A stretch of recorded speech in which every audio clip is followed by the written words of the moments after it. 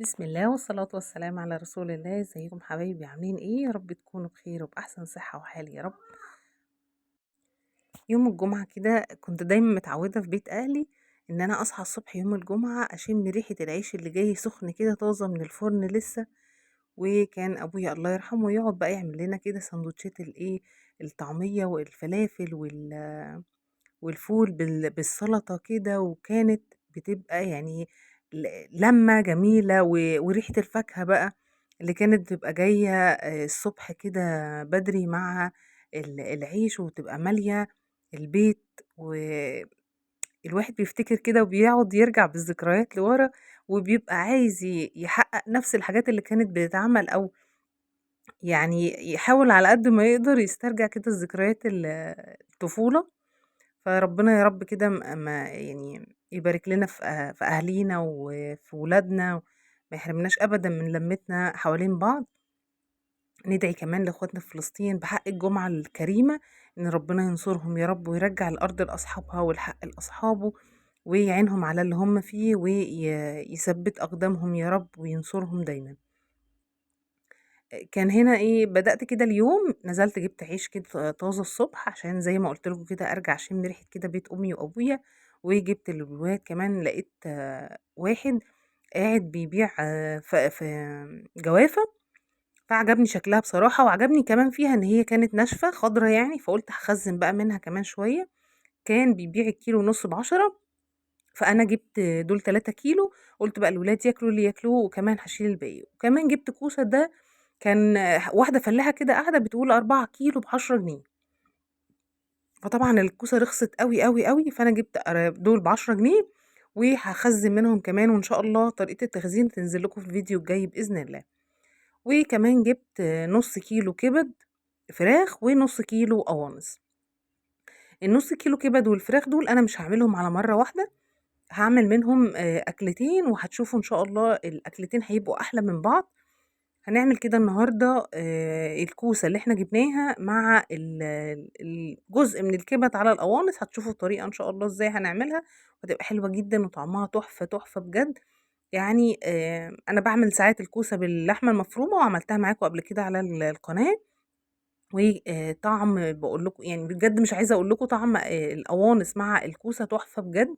وإن شاء الله تجرّبوها وتقولوا لي إيه رأيكم. وإحنا لسه مكمّلين في تفريز ال10 جنيه، وكمان الأكلات اللي هي ب50 جنيه أو أقل كمان من 50 جنيه. فأنا كده هافرّز ب10 جنيه جوافة، وهياكلوا الولاد يعني هاقسمها بالنُص كده، هاسيب لهم طرية ياكلوها تقريبًا كيلو ونُص، وهاشيل كيلو ونُص في الفريزر. يبقى آدي تفريزة 10 جنيه النهارده. وإن شاء الله هانزّل لكم بقية التفريزات زي ما اتفقنا.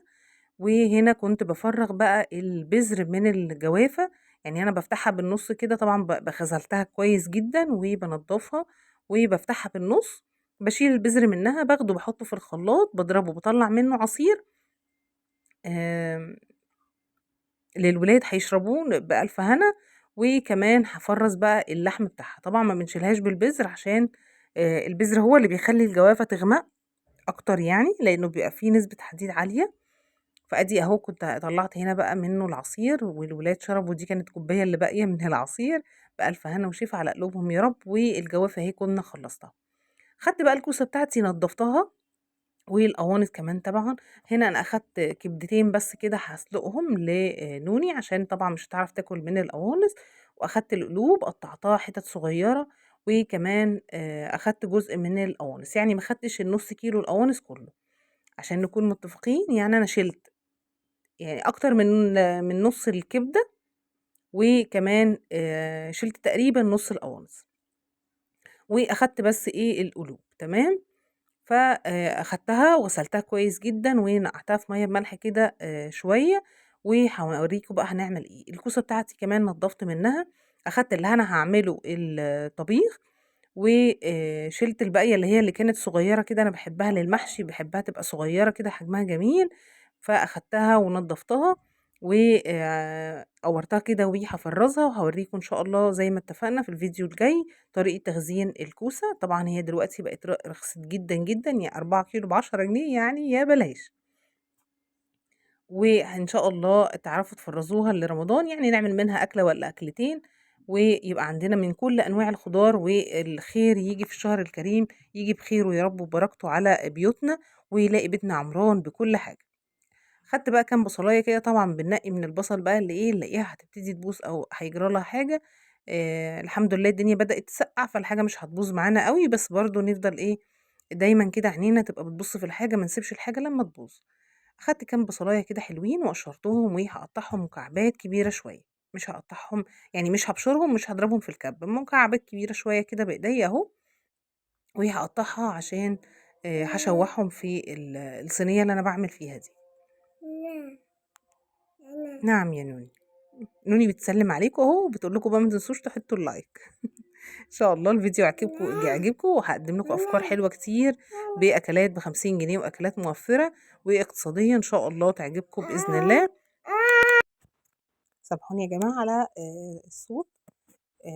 وهنا بقى كنت غليت المَيّة عشان أسلُق الكام كبداية اللي أنا أخدتهم لنوني، و حطيت معاهم بقى بهارات، ورق لورا، حبهان، وما باحطلهاش فلفل أسود بصراحة كتير، يعني يا دوب نقطة كده أو ساعات ما باحطش خالص.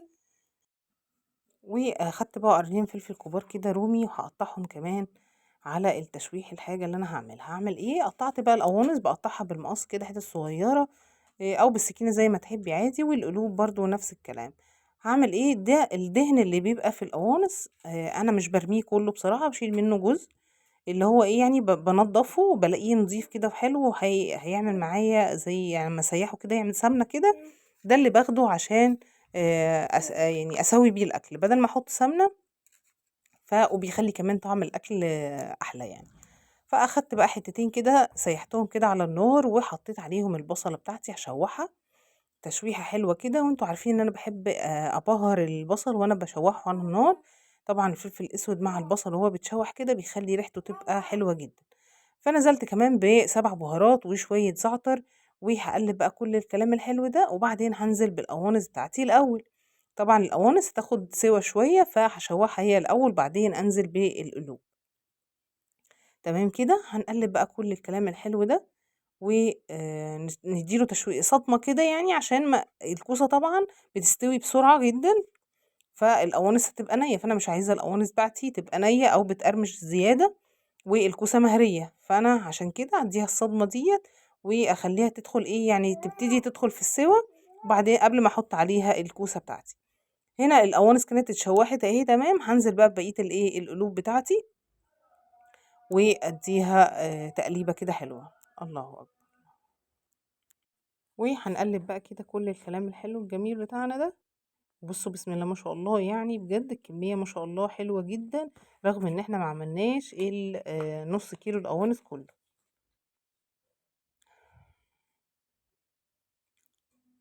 وهنقطّع بقى قرنين الفلفل الأخضر، عندِك بقى فلفل أحمر، عايزة تضيفي أي إضافة بتحبيها مع الكوسة ضيفيها عادي جدًا. فلفل حامي بقى، فلفل أحمر، اللي تحبيه. عايزة تحطّي مثلًا كمان فلفل اللي هو الشطة ده، الناس اللي بتحب بقى الأكل الحامي، أنتم عارفين أنا ما أقدرش إن أنا أعمل أكل حامي عشان الولاد وعشان كمان زوجي، ف باحط فلفل رومي بيخلّي برضه طعم الأكل جميل جدًا، جدًا، جدًا. ولو عندِك بقى زي ما اتفقنا كده الفلفل اللي إحنا كنا مفرّزينه تقدري تطلّعي منه، الفلفل اللي كنت فرماه في الكَبّة بصراحة خلص، و لسه ما فرمتش يعني ما نزّلتش من الفريزر كيس وفرمته لسه في الكَبّة، فعشان كده قطّعت إيه، قرنين فلفل كده مع الكوسة بتاعتي. وهانزل بقى بالكوسة كمان وهادّيها تقليبة كده، وبعدين أكمّل كمان شوية بهارات لو عايزة حابة أزوّد شوية بهارات هازوّد، ممكن أحط كمان ورقتين مرقة دجاج برضه حلوة أوي، وهتخلّي الطعم كمان تعزّز الطعم كده ويبقى جميل يعني. وهانزل بقى من الصلصة اللي إحنا كنا مفرّزينها مع بعض في الفريزر، كيس كده أو ده مش كيس كامل يعني تقريبًا كنت آخدة منه قبل كده، وعايزة أقول لكم هتخلّي لي الكوسة بتاعتي فيها طماطم كده وحمرا وجميلة، وما كنتش محتاجة زيادة عن كده خالص يعني. هازوّد شوية مَيّة لحد أمّا بس إيه الطماطم بتاعتي تفُك، وبعدين فصّين 3 بقى توم كده وقطّعيهم شرايح عشان الريحة تبقى جامدة جدًا في صينية الكوسة بتاعتِك. وهنا أنا قطّعتهم شرايح لإني عايزة الطعم بتاعهم يبقى باين في الكوسة، هي كانت تقريبًا دخلت خلاص في السِوَى، يعني كانت قرّبت تستوي، وحطيت لها بقى كده توم ودخّلتها الفرن عشان تتشمّع كده وتدّيني وِش حلو بقى كده، إيه، لمّا يتقدّم كده يبقى شكله جميل وتمام. هنعمل بقى شوية رُز بالشعرية حلوين كده، دول كانوا آخر حبّة شعرية عندي في الكيس بتاعهم، ونزلت بيهم كده واشوّحهم بقى في معلقتين سمنة حلوين، وبعدين أنزل بالرُز بتاعي المغسول على الشعرية بعد ما تتحمّر. وهننزل بقى كده بالرز بتاعنا المغسول ونقلبه تقلبتين كده حلوين مع الرز بشعرية عشان نعمل احلى رز بشعرية. معلش نوني قاعدة معايا فلخبطتني ما بقيتش عارفة انا بقول ايه، فسامحوني بقى الفيديو باظ يعني، سامحوني. وهنزل بقى بالملح بتاعي واظبط كده واقلبه تقلبتين يتشوح عشان يبقى مفلفل كده وجميل. وبعدين ننزل بقى بالمية السخنة بتاعتنا ونقفل لحد ما يبقى حلو بقى كده وجميل. وكان عندنا كمان واحدتين كده بتنجان عملتهم مخلل، وعملنا احلى مخلل بتنجان كده بتتبيله حلوه كده وجميله. وبصوا بقى ما شاء الله الكوسه بتاعتنا استوت وبقت زي العسل.